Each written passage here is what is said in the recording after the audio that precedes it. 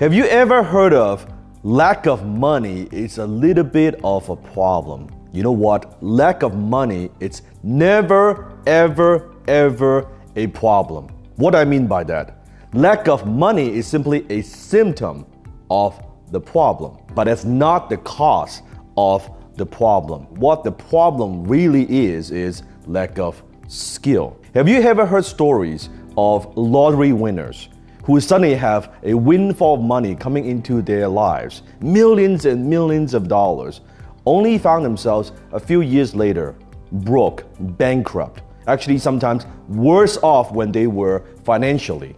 Now, why is that? They have money, but they don't have the skills of the rich. I am rich not because of my money, because I started with no money. I was in debt. I was hundreds of thousands of dollars in debt.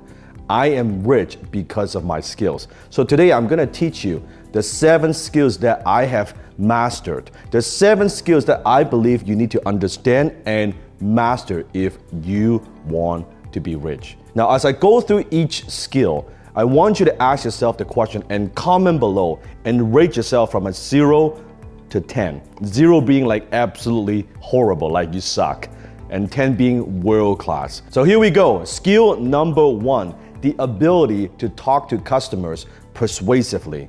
I call that closing skill. Do you know how to close? Can you articulate the value of what you do to your potential clients?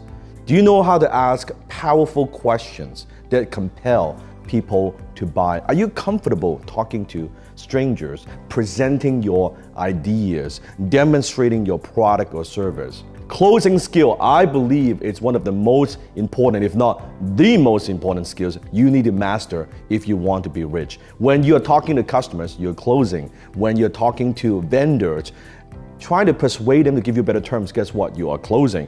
When you're talking to your employees, you are closing.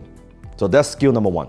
The number 2 skill that would make you rich, and that is the ability to speak to groups. I call that public speaking skill.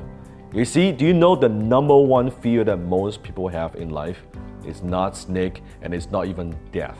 The number 1 fear that most people have is public speaking. Now, why do so many people, why are they afraid of speaking to groups most of the time? Because they worry about if they're gonna sound stupid, or how do they look, or they are afraid because they might say something wrong. All these things, but you look at great leaders, almost all great leaders, they're all great public speakers, such as Steve Jobs, right? Such as Tony Robbins, Warren Buffett. One of the skills that changed my life is public speaking. When I joined Toastmasters years ago, because I wanted to improve my English and also reduce my accent, and I was improving myself through public speaking. I developed confidence, self-confidence through public speaking. So ask yourself, are you afraid to speak to groups?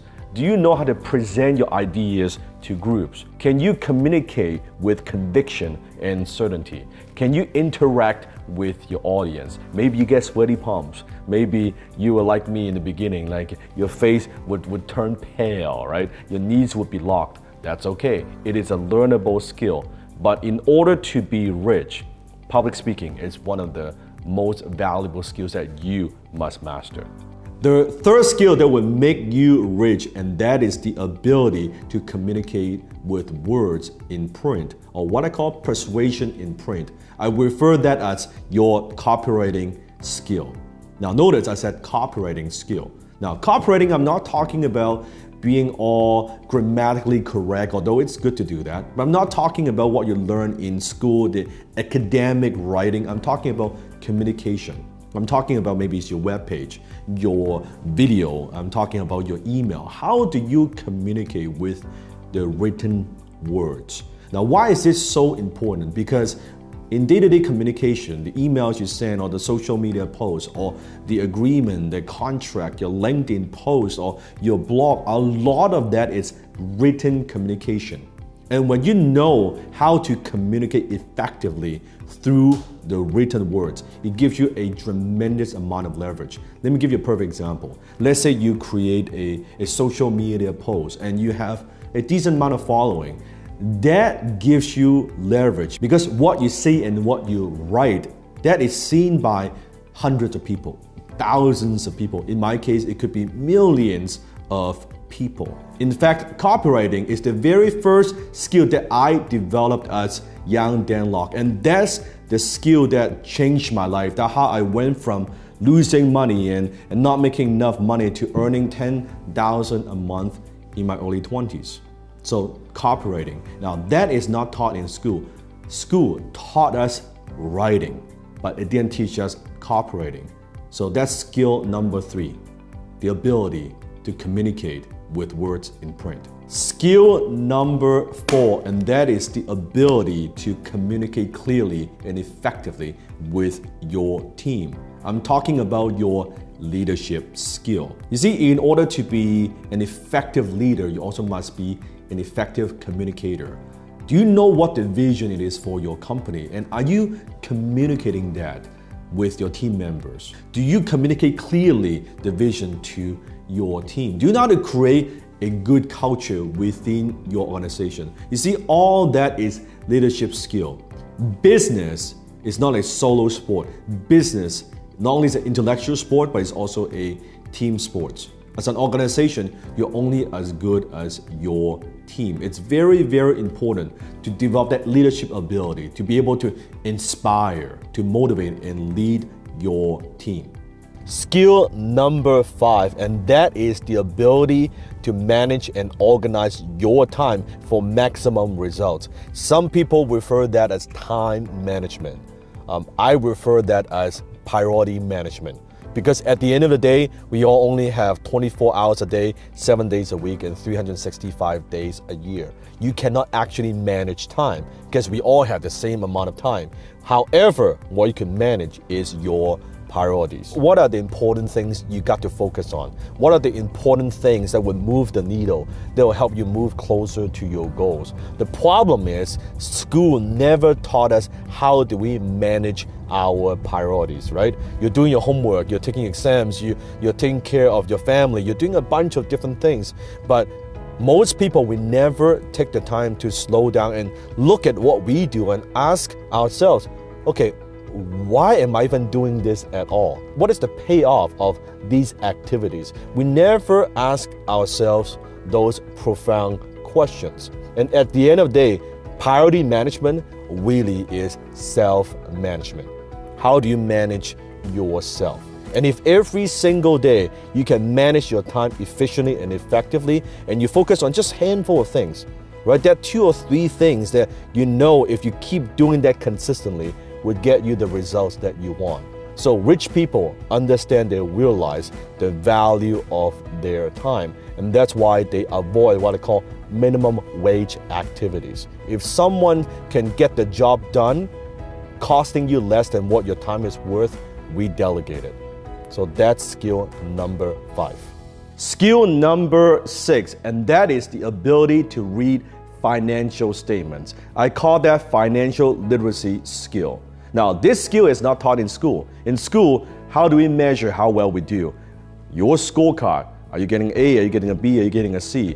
Well, in the real world, in the business world, we look at your financial statements. Your financial statements, they are your scorecard. It tells us how well you are doing financially. How well are you managing your money?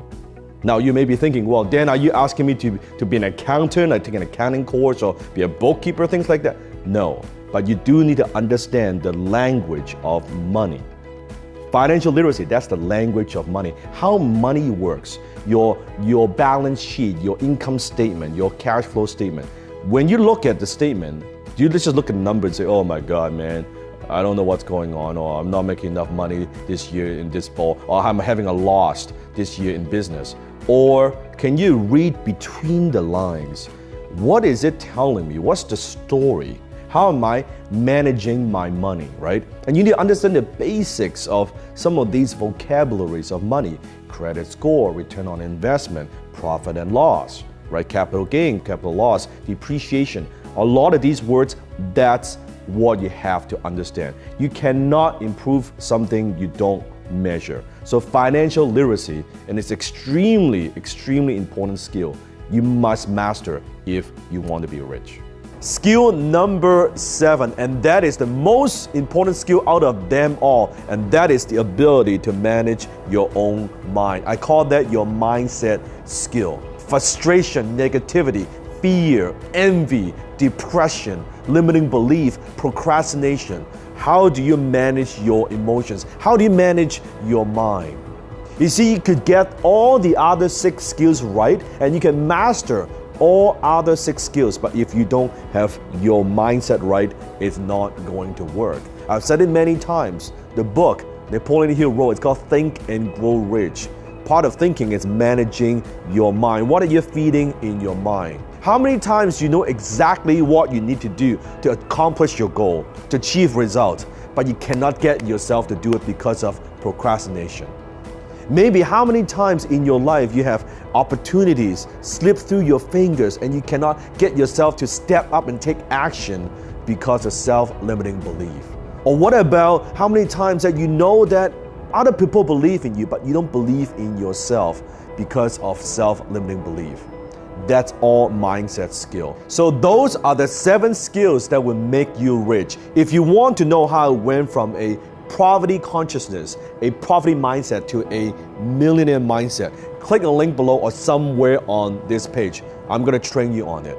Lao Tzu said it best, knowing others is intelligence, but knowing yourself, that's true wisdom.